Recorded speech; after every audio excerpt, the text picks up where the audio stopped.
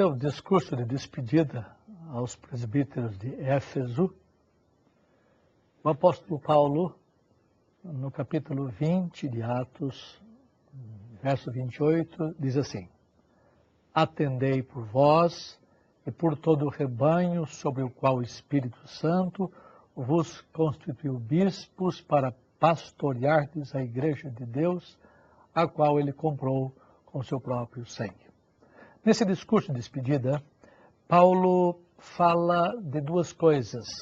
Fala do cuidado que eles devem ter sobre si mesmos e fala do cuidado que eles devem ter do rebanho. Então, como é que os presbíteros vão cuidar do rebanho? Atender pelo rebanho. Quero tratar agora sobre os dons espirituais que são necessários para que um presbítero exerça devidamente o seu ofício. Portanto, eu vou mexer com 4 dons. O dom de governo, o dom de ensino, o dom de pastoreio e o dom de pregação. Vamos começar, então, sobre a importância dessa dotação espiritual para o exercício do presbiterato. Desde há muito a igreja tem deixado de se preocupar com a dotação espiritual e moral de seus presbíteros. Escrevendo uma carta a alguém chamado Nepociano, essa carta datada de 394 AD, Jerônimo apresenta o seu desapontamento com o que já estava acontecendo na época. Ele disse nessa carta, aspas, muitos constroem igrejas no tempo de hoje. As paredes delas são de pilares de mármore brilhante, seus tetos resplandecendo com ouro e seus altares encravados de joias. Todavia, para a escolha dos ministros de Cristo, nenhuma atenção é dedicada. Os critérios de escolha dos presbíteros estão muito aquém dos critérios apresentados pela Escritura. Fecha aspas. A ignorância tem sido muito grande, tanto da parte de ministros ordenados, como dos que somente são presbíteros, chamados regentes, assim como por parte de quase totalidade da igreja. Muitas igrejas, por ignorância da verdade escriturística, têm elegido homens desqualificados para o presbiterato. Não podem ser eleitos homens simplesmente por serem amigos, afáveis, bem formados academicamente, ou porque têm posses ou outras qualidades pessoais quaisquer. Eles devem apresentar algumas características dos dons espirituais, assim como uma porção de características morais, das quais já falamos em outra palestra. Antes de serem eleitos, esses homens devem ser testados pela congregação. Não deve ser uma loteria para ver se dá certo, mas a escolha por parte da igreja deve estar baseada no teste dos anos anteriores da vida deles, onde eles mostram as suas capacidades espirituais e qualidades morais. Assim como os diáconos, certamente os presbíteros devem ser experimentados e se mostrarem irrepreensíveis que exerçam o ofício. Está lá em 1 Timóteo 3,10. Por essa razão, os presbíteros não devem ser neófitos, 1 Timóteo 3,9, mas homens experimentados na fé. O teste vem antes da eleição. A credibilidade do Evangelho está intimamente ligada à preparação moral e espiritual dos presbíteros da igreja. A credibilidade da igreja local está diretamente relacionada ao modo como os seus presbíteros vivem em família e na sociedade e com o ministério que eles exercem na igreja antes de serem ordenados. Portanto, o ministério presbiteral é uma tarefa, é uma obra. Veja o que diz 1 Timóteo 3:1. Fiel é a palavra. Se alguém aspira ao episcopado, excelente obra almeja. O episcopado, primeiramente, é um trabalho, é uma tarefa, é uma obra. Se você é fiel no ministério presbiteral, você haverá de perceber que é uma grande tarefa ser presbítero. A palavra grega que é traduzida como obra é ergon, sugere um grande gasto de energia, de esforço e zelo. Na verdade, o ofício presbiteral exige um trabalho incansável que pode durar a vida inteira. Uma tarefa sem fim. Toda real função no corpo de Cristo é um ergon, isto é, uma obra infindável, pois a tarefa de um evangelista não termina nunca. Nós morremos com os dons espirituais que Deus nos deu. Ser um evangelista não era uma função temporária, mas definitiva de Paulo. Está lá em 2 Timóteo 4:5. Por essa razão a igreja é estimulada a apreciar os que os presidem no Senhor. E a obra deles deve ser reconhecida porque a tarefa deles é exigente. A tarefa de um presbítero não termina quando as reuniões do conselho terminam. Estas são apenas para planejamento e averiguação da obra feita. Mas a obra presbiteral é gigantesca e pode durar a vida inteira, pois ela diz respeito ao exercício dos dons. Mas uma outra coisa que eu quero tratar aqui é que essa obra, ela é excelente. O texto fala, se alguém aspira ao episcopado ou presbiterato, excelente obra almeja. A palavra grega para excelente é kalos, e se refere ao que é nobre, honrável, de alta qualidade ou excelente. Essa é a razão pela qual o presbiterato é tido em alta consideração na Escritura. Essa obra é de grande valor e talvez seja a mais digna de todas as tarefas neste mundo. Por essa razão, o ofício presbiteral deva ser almejado. Portanto, uma outra verdade sobre esse texto é que o ofício presbiteral precisa ser desejado, almejado. Olha o texto novamente. Se alguém aspira, almeja, o episcopado, excelente obra almeja. Há dois verbos neste verso que indicam que o ofício presbiteral deve ser algo desejável. O primeiro é o verbo orgetai, ou oregetai, que é aspirar. Refere-se a um movimento externo, onde alguém vai em busca desse ofício por meios externos, tais como discipulado ou treinamento. E o outro verbo é epithumei, que significa desejar também. Refere-se a um movimento interno, onde uma pessoa ardentemente tem uma compulsão cheia de paixão e sai em busca da realização dos seus desejos. É importante que uma pessoa aspire ao episcopado. Para que alguém seja presbítero é importante, embora não essencial, que ele tenha desejos de ser presbítero ou bispo. Todavia, há muitos hoje que querem o episcopado por outras razões, diferentes das razões apresentadas pela Escritura.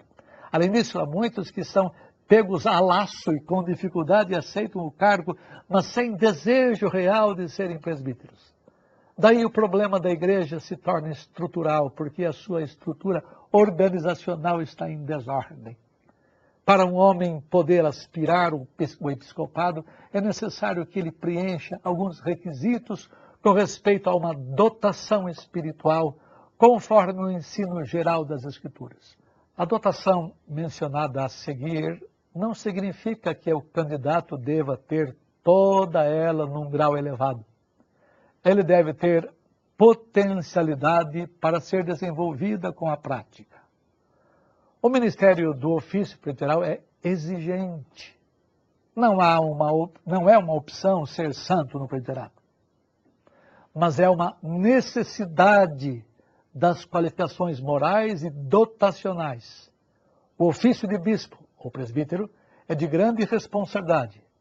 Bispo é uma tradução infeliz do termo grego episcopos, porque ela porta as implicações eclesiásticas modernas que não são consistentes com o seu significado bíblico.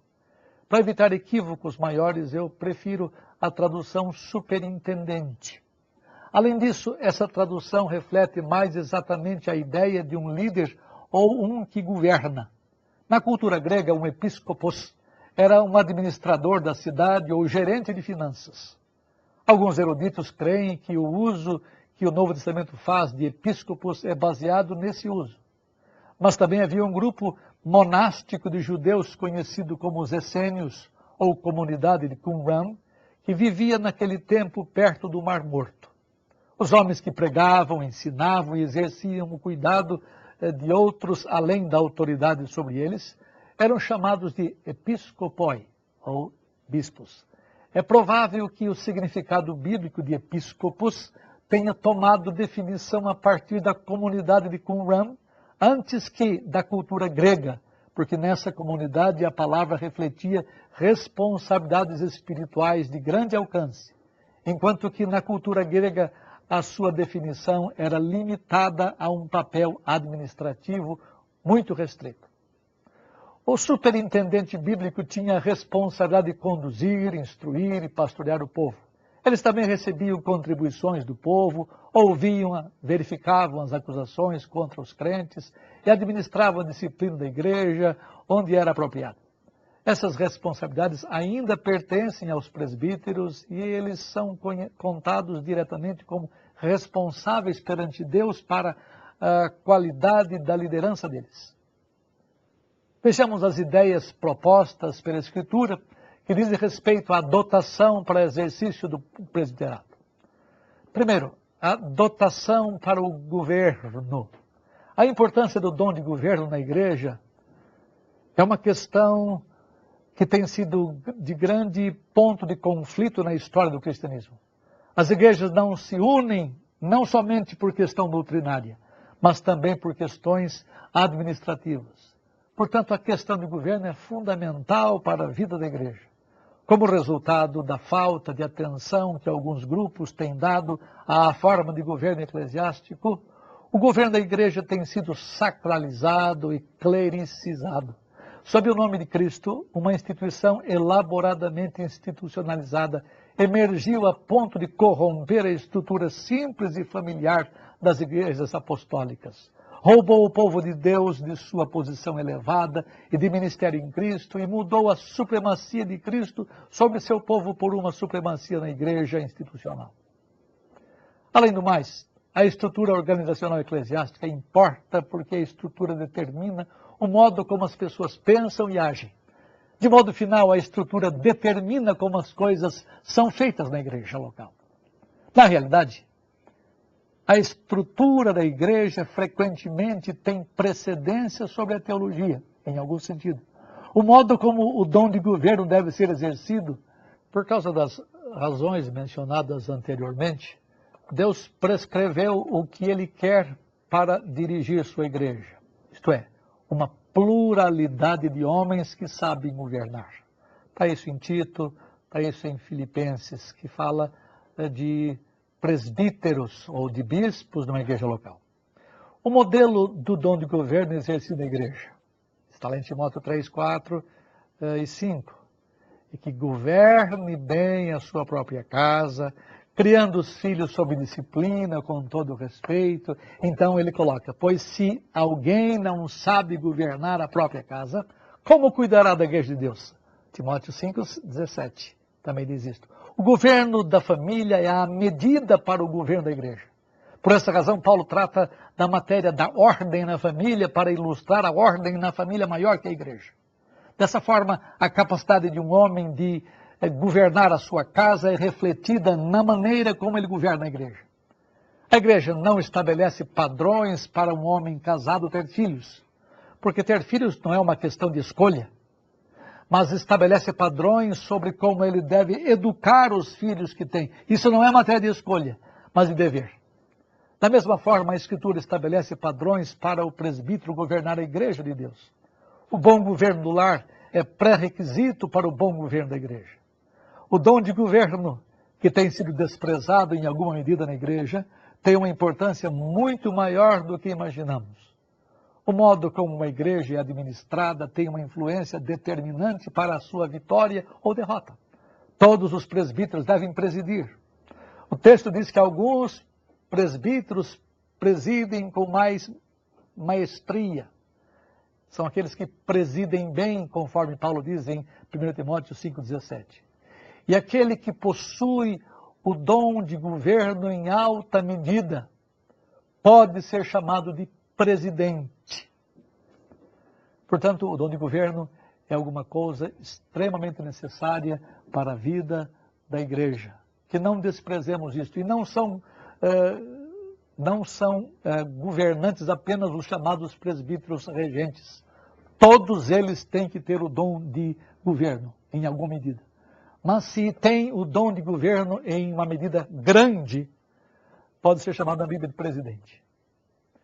O segundo dom espiritual que um homem deve ter para almejar o presbiterato é o do ensino. O texto de Timóteo fala assim: é necessário, portanto, que o bispo seja apto para ensinar. Vejamos o que isso quer dizer. A palavra traduzida como apto para ensinar, didaktikon, é usada somente 2 vezes no Novo Testamento, aqui e em 2 Timóteo 2:24. E significava a habilitação no ensino. Um homem cristão deve ter, em alguma medida, essa habilitação para exercer o presbiterato. Repetidamente, Paulo lembra Timóteo do seu dever prioritário de ensinar na igreja. 1 Timóteo 5,17 fala assim: devem ser considerados merecedores de dobrados honorários ou honra os presbíteros que presidem bem, com especialidade os que se afadigam na palavra e no ensino. A palavra grega traduzida como afadigar-se, kopiontes, significa trabalhar a ponto de exaustão. É motivo de tristeza quando vemos na igreja presbíteros preocupados com diversão, quando deveriam gastar mais tempo com a palavra, com o ensino, a ponto de exaustão. E o ensino feito com dedicação é prioridade presbiteral. Cristo proporciona à igreja homens dedicados ao ensino, a fim de que eles possam edificar a igreja, tornando-a madura. O ensino da palavra de Deus é o meio que eles têm para cumprir essa tarefa. Está lá em 2 Timóteo 3,17. Paulo, como bom ministro de Cristo Jesus, lembra a Timóteo os deveres que ele tinha do ensino da sã doutrina na igreja. Um presbítero deve aprender dos mais experientes as palavras da sã doutrina. O presbítero deve laborar para interpretar corretamente a palavra de Deus.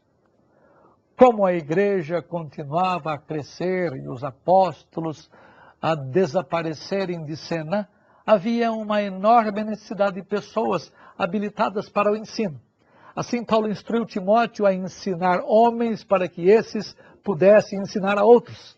Este é um papel fundamental do presbítero. Não pode exercer o ofício do presbiterato aquele que não possui aptidão para o ensino. Todavia, nem todos os presbíteros possuem necessariamente a mesma intensidade do dom de ensino. Não há nada de vergonha que um presbítero não seja conhecido como mestre ou doutor da lei, mas ele deve ter alguma habilidade para comunicar as verdades doutrinárias contidas na Escritura, de modo que os seus alunos na igreja absorvam alegremente a verdade de Deus. Em 1 Coríntios 12:28, tratando dos dons espirituais, Paulo ensina que nem todos são mestres, mas todo homem que aspira ao episcopado tem de ter alguma habilitação para o ensino. Aquele que possui em alta medida o dom de ensino pode ser chamado de mestre. Um presbítero ordena suas prioridades, que tem uma vida organizada e tem os dons devidos para o exercício do presbiterato, tem que ensinar. E um dos mais importantes desses dons é o do ensino, especialmente porque vivemos em meio a grandes ondas de ensino falso. Os presbíteros são os guardiões da fé cristã.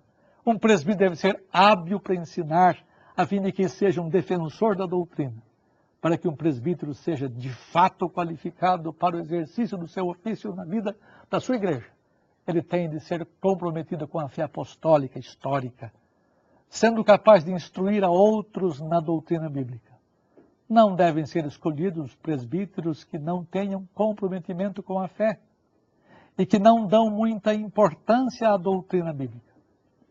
Isso significa que o presbítero deve ser um estudioso da Escritura. Ela deve ser um manual de treinamento completo para todos os crentes, especialmente os presbíteros. Isso significa que o presbítero deve ter uma capacidade lógica e inteligente de relacionar os textos para ensinar a doutrina. Isso significa que ele deve ter alguma capacidade verbal para transmitir o seu conhecimento doutrinário. Isso significa que ele deve ser capaz de defender a fé diante do ataque dos falsos mestres. Quais são as perspectivas para um homem exercer o dom de ensino no presbiterato?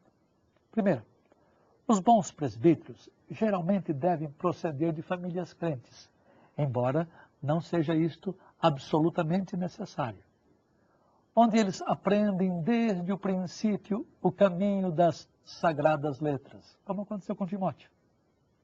Segunda coisa, os bons presbíteros geralmente procedem de igrejas onde se ensina essa doutrina com propriedade, através de mestres bem qualificados.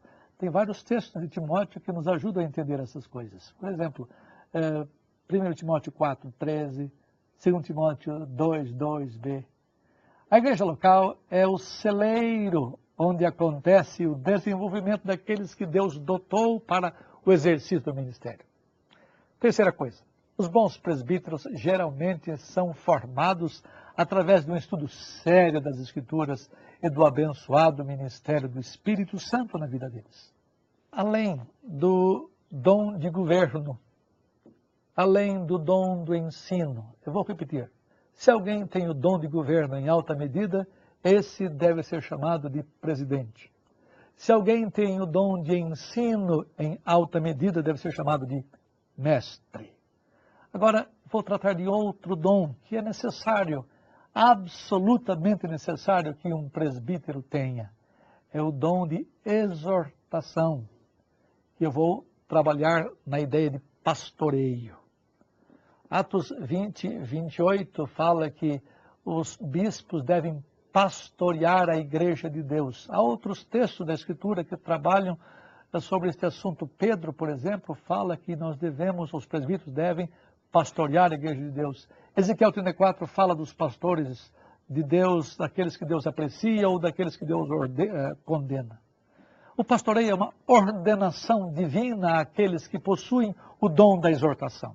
Exortar significa encorajar, animar, fortalecer. E Deus pediu que um presbítero, chamado Pedro, falasse a outros presbíteros. Deus pediu que João, o presbítero, também falasse sobre os presbíteros, para o pastoreio deles. Jesus Cristo ensinou que Pedro, o presbítero, deveria pastorear as ovelhas. Ele repetiu 3 vezes: apacenta as minhas ovelhas, pastorei as minhas ovelhas. E a motivação que Jesus Cristo deu para o pastoreio não é amor pelas ovelhas, mas amor pelo próprio Senhor Jesus. Jesus diz assim: tu me amas? Pois pastorei as minhas ovelhas. Tu me amas? Apacenta as minhas ovelhas. Então, o dever de um presbítero de pastorear está diretamente relacionado ao grau de amor que ele tem por Jesus Cristo. E Pedro está sendo orientado a dirigir o seu foco de atenção primeiramente a Jesus e então às ovelhas de Jesus. A motivação do pastoreio, portanto, está diretamente relacionada ao amor pelo Senhor. Pastorear o rebanho de Deus é uma coisa importante. Devemos lembrar que o rebanho é dele, de Deus. Os presbíteros que pastoreiam devem ser avaliados por seu relacionamento espiritual com Jesus. Aliás, qualquer função dentro do corpo deve ser exercida por amor ao Senhor. Alguém disse que um presbítero é igual a um cão pastor da Austrália. Ele responde somente ao assovio do pastor. O cão ajuda as ovelhas que têm se desviado do seu pastor. O pastor fica numa colina assobiando para o cão pastor. E esses cães pastores amam os seus senhores sempre e estão atentos às ordens dele. Aplicando isso aos presbíteros, podemos dizer que eles devem responder ao que o divino pastor ordena. Pedro ordenou que os presbíteros pastoreassem a igreja de Deus. Vejamos o que a igreja tem que procurar nos homens para elegê-los como presbíteros e, consequentemente, o que os presbíteros têm de fazer pelo rebanho de Deus. Observe que um presbítero, que é Pedro, ordena a outros presbíteros. Olha o que Pedro diz. Rogo, pois, capítulo 5, rogo, pois, aos presbíteros que há entre vós, e eu, presbítero como eles. Paulo fala de presbítero para presbítero. Observe que o pastoreio tem que ser qualificado. 1 Pedro 5, 2 e 3, fala assim, pastoreai o rebanho de Deus que há entre vós, não por constrangimento, mas espontaneamente, nem por sorte da ganância, mas de boa vontade, nem como dominadores dos que vos foram confiados, antes, tornando-vos modelos do rebanho. O pastoreio tem que ser exercido espontaneamente. O pastoreio do rebanho de Deus que há entre vós deve ser pastoreado não por constrangimento, mas de boa vontade, alegremente. Não por causa de desejo de fazer dinheiro, por sorte da ganância, mas pelo desejo de servir. E ainda fala o texto que os presbíteros devem servir de exemplo, não como dominadores do rebanho.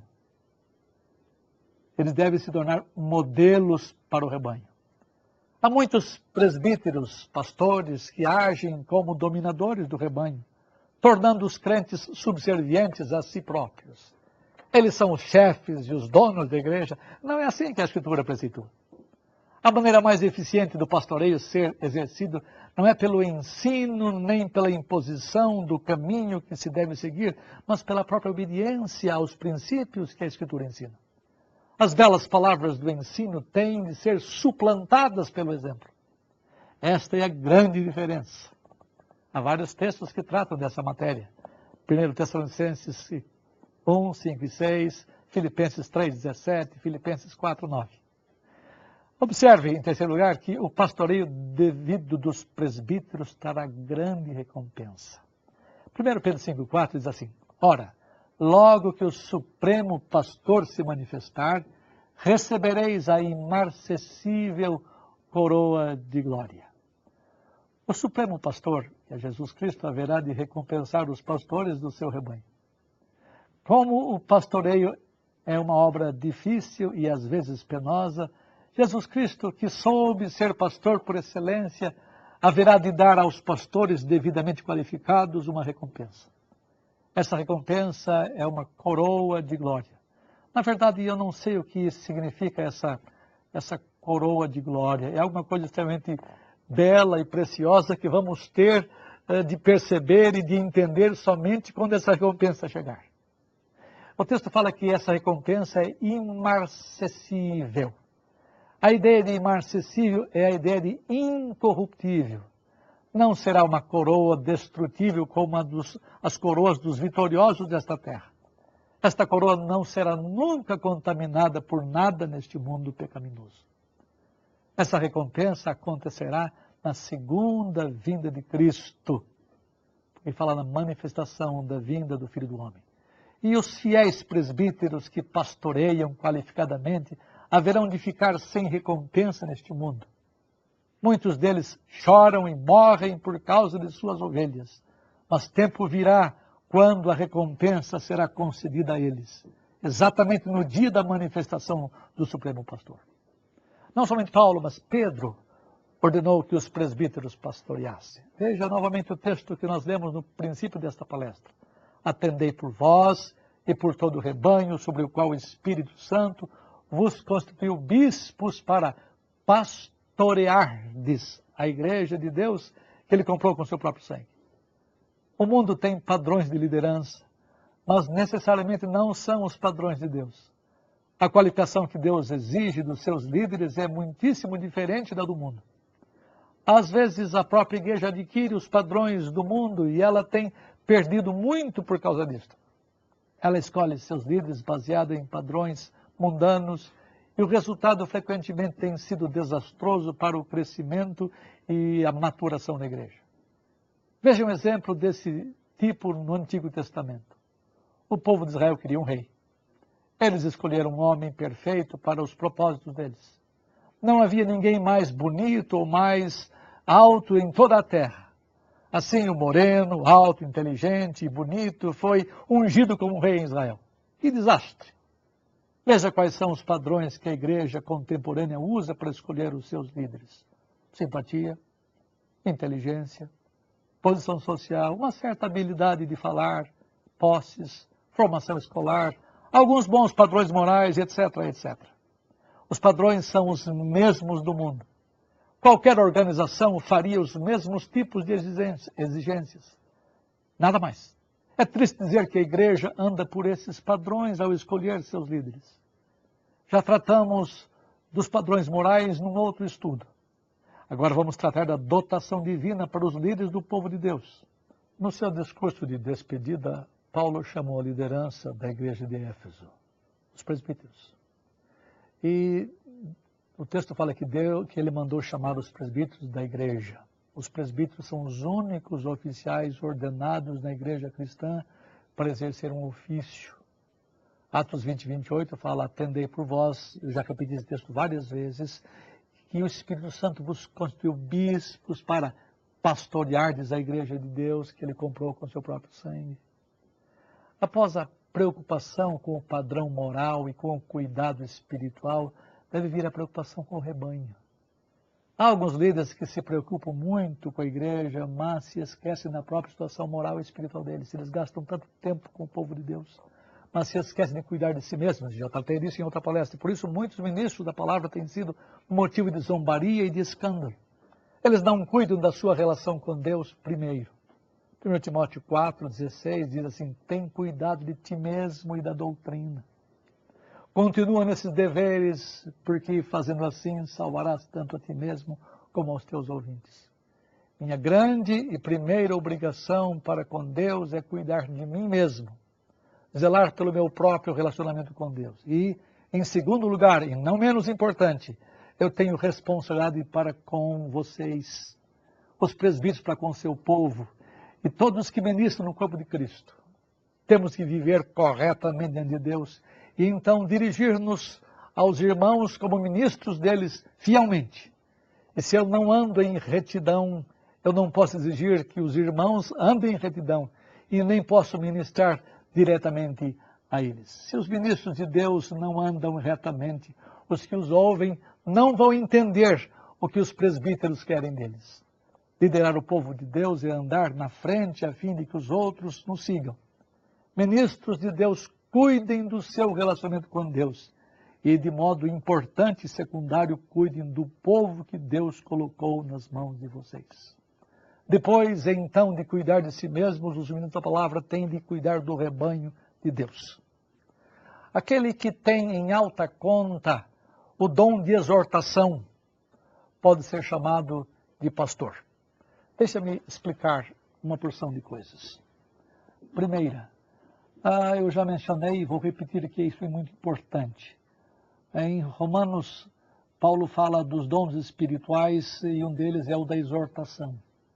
Exortar significa consolar, soerguer, reanimar, fortificar. E aquele que tem esse dom em alta medida pode e deve ser chamado de pastor. Há muitas pessoas na igreja que nunca foram chamadas de pastor, mas que exercem dons pastorais. Há pessoas na igreja que têm a capacidade de atrair pessoas para si, para que estas se abram, derramem o seu coração. E elas têm uma palavra de consolação, uma palavra de ânimo. Há várias mulheres, moças, moços e homens que têm o dom da exortação. E essas pessoas deveriam ser usadas na igreja para confortar a igreja, para consolar a igreja. Presbíteros devem ter o dom da exortação.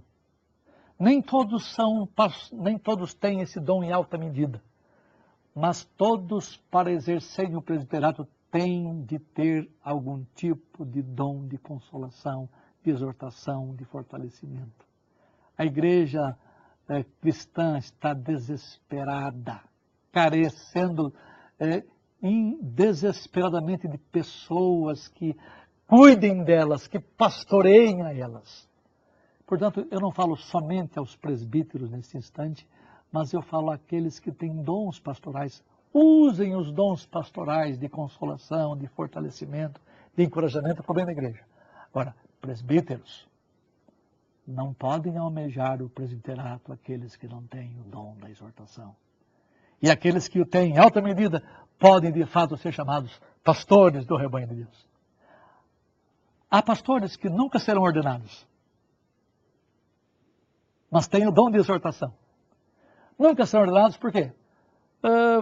Porque eles não têm todas as qualidades. Não têm dom de ensino, às vezes não têm dom de presidência, não têm o dom de governo, não têm o dom de... mas têm o dom de consolar. Nunca serão oficiais, mas serão pastores da igreja. Eu quero que a igreja entenda isto. Que a igreja precisa desesperadamente de pastores. Mas os presbíteros, o corpo presbiteral, tem que exercer essa função como bispos do rebanho de Deus, de pastorear o rebanho de Deus. Nós precisamos desesperadamente de homens que exerçam essa função no oficialato, no presbiterato. A igreja é muito carente de carinho, de atenção, de força, de soerguimento. E os presbíteros é que têm essa tarefa de exercer o pastorado da igreja. O chamado pastor é tão presbítero como os outros presbíteros. Eles também têm de ter o dom pastoral. Há uma porção deles que não tem, não. Mas todos que vão exercer o oficialato. E os pastores são oficiais da igreja. São presbíteros, porque no nosso sistema há paridade. Pastores e chamados presbíteros. Os docentes e os regentes têm que ser pares. Eles têm que ter as mesmas funções. É verdade que há alguns que se afadigam na pregação, na palavra, e outros se afadigam no ensino. Mas todos presidem. Todos têm de ter dons pastorais. Mas há aqueles que são pastores que se afadigam no pastoreio. E pastorear demanda tempo, demanda energia. Esses também podem e devem ser considerados merecedores de honra dourada. A questão é o afadigamento no dom, no exercício do dom. Nós vimos que para que alguém aspire o episcopado, não somente as qualidades morais ele necessita, mas ele precisa de qualidades que eu chamo de dotacionais, ou seja, dons espirituais. Vimos primeiro o dom de governo. Em segundo, vimos o dom de ensino. Em terceiro, vimos o dom de pastoreio. É necessário que o presbítero tenha essas coisas em algum grau. Mas é necessário também que o presbítero tenha o dom da pregação. Onde é que eu arranjei isto? Veja o que Timóteo diz em capítulo 5, verso 17. Sejam considerados merecedores e dobrados honorários, ou honra, os presbíteros que presidem bem, com especialidade, 2 tipos. Os que se afadigam na palavra e no ensino. O termo palavra aí, que é logos, pode ser equivalente à pregação, que é o exercício do dom profético, que é diferente do dom de ensino. Geralmente, quando os escritores bíblicos falam da palavra, ou de palavra, eles estão falando da pregação da Escritura. O grande pregador inglês Martin Lloyd-Jones disse: para mim, a obra da pregação é a mais elevada e a maior e a mais gloriosa vocação para a qual alguém pode ser chamado. Fecha aspas. Nem todo presbítero tem esse dom como o mais elevado na igreja. Mas qualquer que seja o seu papel maior, ele não pode deixar de ser um pregador da palavra. É condição sine qua non para o exercício do presbiterato. Os apóstolos que possuíam todas as funções antes da organização formal da igreja, acabaram escolhendo 7 homens que deveriam exercer funções diaconais. Está lá em Atos 6. Essas funções tomavam muito tempo deles e eles não podiam realizar as tarefas para as quais estavam devidamente qualificados. Por essa razão, Lucas registra o que os apóstolos disseram na época. Aspas. Não é razoável que abandonemos a palavra de Deus para servir às mesas. E quanto a nós, nos consagraremos à oração e ao ministério da palavra. Atos 6, 2 e 4. A função da pregação da palavra é uma das mais importantes no crescimento da igreja. Sem ela, a igreja estaciona e não cumpre a sua função profética. Presta atenção, eu não estou trabalhando aqui com o evangelista. Trabalhando com o profeta, com aquele que prega a palavra, com aquele que tem uma dotação para mexer com as pessoas, com os problemas delas, tentar botar a igreja nos trilhos, tentar botar a igreja no trilho certo, no rumo certo. E todo presbítero deve ter, em alguma medida, uma função profética, sendo pregador da palavra aos crentes, consolando-os, e aos incrédulos, anunciando-lhes a condenação divina se não se arrependerem. Todos aqueles que têm o dom da palavra em alta medida podem ser chamados de pregadores. Esses 4 dons, dos quais eu tratei nesta palestra, são importantes. Eu sei que há gente que reluta em afirmar o que eu afirmei. Há pessoas que não colocariam esses dons como necessários para o exercício do presbiterato. Quem é que vai governar a igreja? Todos nós responderíamos claramente, presbíteros. Quem é que vai ensinar a igreja? Alguns responderiam, presbíteros e o pastor. Quem é que vai pastorear a igreja? O pastor. Não está certo? São os presbíteros que são pastores do rebanho de Deus. Quem é que vai ser o pregador? Quem é o homem da palavra? Que exerce o ministério da palavra? Toda a igreja. Pastor. Não é bem assim. O chamado pastor, como um presbítero que é, tem que ter o dom da palavra. E alguns deles se afadigam nisto, se gastam nisto, porque preparar mensagens para trazer semanalmente para o povo de Deus é uma tarefa que exige muito estudo, dedicação. Todavia, não é prerrogativa única dos chamados pastores, mas ela é um dever de todos os presbíteros, em alguma medida, repito, de todos os presbíteros. Mas há alguns que fazem isso com mais força, com mais vigor, com mais capacidade, com mais habilitação. Todavia, nem todos têm grande habilitação. Nem todos se gastam nesta tarefa.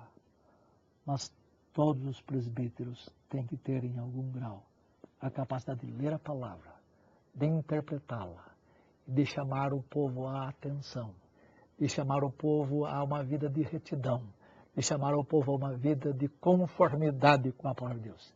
É isto que eu entendo ser a palavra. Alguns se afadigam no ensino, esses são mestres. Outros se afadigam na palavra, esses são os pregadores ou profetas. E a igreja precisa, novamente digo, desesperadamente de homens que tais. De homens que sejam devidamente capacitados. Homens que pugnam por uma igreja mais pura, uma igreja mais consolada, uma igreja mais governada e uma igreja mais instruída na palavra. Toda a igreja ore a Deus, para que homens assim possam aspirar ao episcopado e serem todos eles bons ministros de Cristo Jesus. Assim seja. Amém.